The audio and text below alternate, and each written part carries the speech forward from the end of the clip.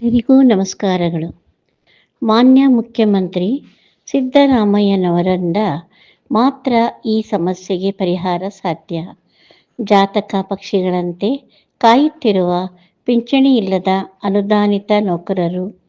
ನಿನ್ನೆ ದಿನಾಂಕ 28ರಂದು ಬೆಂಗಳೂರು ನಗರದ ರಾಜಾಜಿನಗರ ಕೆಟಿಎಸ್ಸಿ ಕಾಲೇಜು ಆಡಿಟೋರಿಯಂನಲ್ಲಿ 2006 ಪೂರ್ವ ನೇಮಕವಾಗಿ 2006ರ ನಂತರ ಅನುದಾನಕ್ಕೊಳಪಟ್ಟ ಕರ್ನಾಟಕ ರಾಜ್ಯ ಅನುದಾನಿತ ಪಿಂಚಣಿ ವಂಚಿತ ವೇದಿಕೆ ಮತ್ತು ಅನುದಾನಿತ ಸಂಘಟನೆಗಳ ಒಕ್ಕೂಟದ ಸಹಯೋಗದೊಂದಿಗೆ ಸರ್ವ ಸದಸ್ಯರ ಸಭೆ ನಡೆಯಿತು.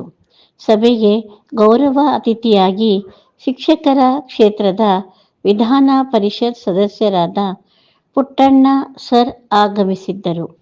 ಸಭೆಯನ್ನುದ್ದೇಶಿಸಿ ಮಾತನಾಡಿದ ಅವರು, ಅನುದಾನಿತ ಶಾಲಾ ಕಾಲೇಜುಗಳ ನಿವೃತ್ತ ಶಿಕ್ಷಕರ ನಿವೃತ್ತಿ ನಂತರ ಪಿಂಚಣಿ ಸಮಸ್ಯೆ ಘೋರವಾದದ್ದು. ಕೊನೆ ತಿಂಗಳ ವೇತನ ಮಾತ್ರವೇ ಪಡೆದು ಮುಂದಿನ ದಿನಗಳಲ್ಲಿ ಬಿಡುಗಾಸು ಜೀವನಾಧಾರಕ್ಕೆ ಆರ್ಥಿಕ ಸಹಾಯ ಇಲ್ಲದೆ ಸೇವಾ ಅವಧಿಯಲ್ಲಿ ನಿರಂತರ ಶ್ರಮವಹಿಸಿ ದುಡಿದು ನಿವೃತ್ತರಾಗುವವರ ಪರಿಸ್ಥಿತಿ ಶೋಚನೀಯ ಎಂದಲ್ಲದೆ, ನಾವು ಎಲ್ಲ ಎಂಎಲ್ಸಿಗಳು ನಿಮ್ಮಗಳ ಪಿಂಚಣಿ ಬಗ್ಗೆ ಪಕ್ಷಾತೀತವಾಗಿ ಸರ್ಕಾರವನ್ನು ಒತ್ತಾಯಿಸಿದ್ದೇವೆ. ಪರಿಣಾಮ ಸರ್ಕಾರ ಒಪಿಎಸ್ ಜಾರಿ ಮಾಡುವ ಪ್ರಯತ್ನದ ಹಾದಿಯಲ್ಲಿ ಚಿಂತನೆ ನಡೆಸಿದೆ. ಖಂಡಿತ ನೀವು ಸಂಘಟಿತರಾಗಿ ಪಿಂಚಣಿ ಆಗ್ರಹ ಮುಂದುವರಿಸಿ, ನಮ್ಮಗಳ ಪೂರ್ಣ ಬೆಂಬಲ ನಿಮಗಿದೆ ಎಂದು ವಿಶ್ವಾಸದ ಮಾತುಗಳನ್ನಾಡಿದರು. ಒಕ್ಕೂಟದ ಅಧ್ಯಕ್ಷ ಎಂ.ಪಿ. ಕರಿಬಸಪ್ಪ ಮಾತನಾಡಿ, ಸರ್ಕಾರಕ್ಕೆ ಯಾವುದಾದರೂ ವಿಷಯ ಮಂಡಿಸಿ ಅನುದಾನ ಪಡೆಯಬೇಕೆಂದರೆ ಮೊದಲು ಬೇಡಿಕೆಯ ಕಡತ ಅಂಕಿ ಅಂಶಗಳೊಂದಿಗೆ ತಯಾರಿಸಿ ಸ್ಪಷ್ಟ ವಿಷಯ ಮಂಡಿಸಬೇಕು. ಆಗ ಯಶಸ್ಸು ಸಾಧ್ಯ ಎಂದರು. ವೇದಿಕೆ ಅಧ್ಯಕ್ಷರಾದ ಡಾಕ್ಟರ್ ಪಿ.ಎಸ್.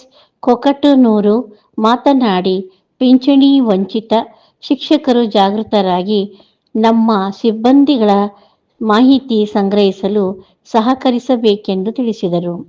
ಸಭೆಯಲ್ಲಿ ಪ್ರಚಾರ ಸಮಿತಿ ರಾಜ್ಯಾಧ್ಯಕ್ಷ ಸಿ.ಡಿ. ರವಿ ಪ್ರಾಸ್ತಾವಿಕ ಮಾತನಾಡಿದರು. Doctor Rudraradhya, doctor ಜಿ.ಪಿ.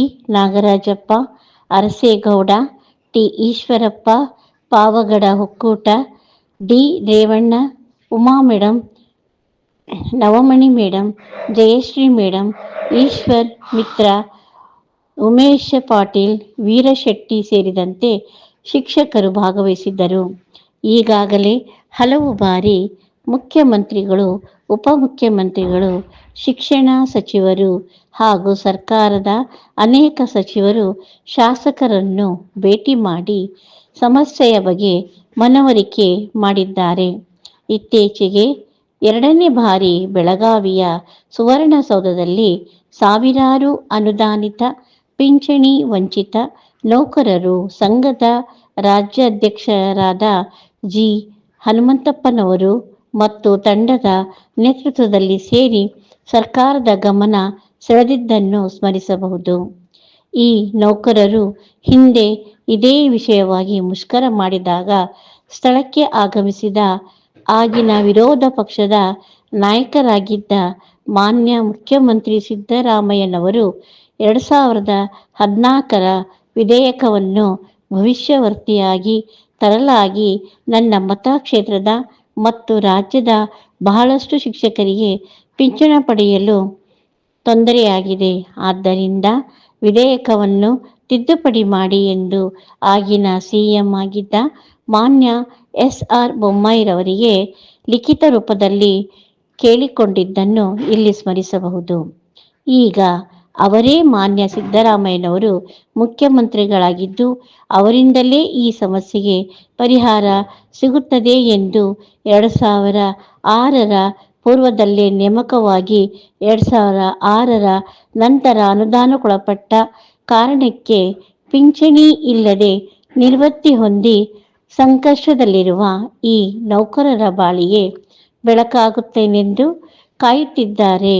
ಹಿಂದೆ ಸಮ್ಮಿಶ್ರ ಸರ್ಕಾರದಲ್ಲಿ ಹಣಕಾಸು ಸಚಿವರಾಗಿ SC/ST ಅನುದಾನರಹಿತ ಕಾಲೇಜುಗಳಿಗೆ 6-5 ಕೋಟಿ ರೂಪಾಯಿಗಳನ್ನು ಅನುದಾನ ನೀಡಲು ಬಿಡುಗಡೆ ಮಾಡಲು ಅಧಿಕಾರಿಗಳ ಸಭೆಯಲ್ಲಿ ನಿರ್ಧರಿಸಿದ್ದ ಮಾನ್ಯ ಸಿದ್ದರಾಮಯ್ಯನವರನ್ನು ಇಲ್ಲಿನ ಅನೇಕ ನೌಕರರು ಸ್ಮರಿಸಿದ್ದಾರೆ. ಇದೆಂತಹ ಸಮಸ್ಯೆಗಳನ್ನೇ ಬಗೆಹರಿಸಿದ ಮಾನ್ಯ ಮುಖ್ಯಮಂತ್ರಿಯವರು ಈ ಸಮಸ್ಯೆಗೆ ಶೀಘ್ರ ಇಂತಿಶ್ರೀ ಹಾಡಲಿ. ಇದು ಇವರಿಂದ ಮಾತ್ರ ಸಾಧ್ಯ. ಈ ನೌಕರರ ನಂಬಿಕೆ ವರದಿ ಸಂಗ್ರಹ GB ಹಾವೇರಿ. ನಿರೂಪಣೆ ಮಂಜುಳಾ ಅರ್ದೇಸ್ಕರ್. ನಮಸ್ಕಾರ. ಇದು ನಿಮ್ಮ GBH 63 ಅಪ್ಡೇಟ್ಸ್ ಚಾನಲ್. ವಂದನೆಗಳು.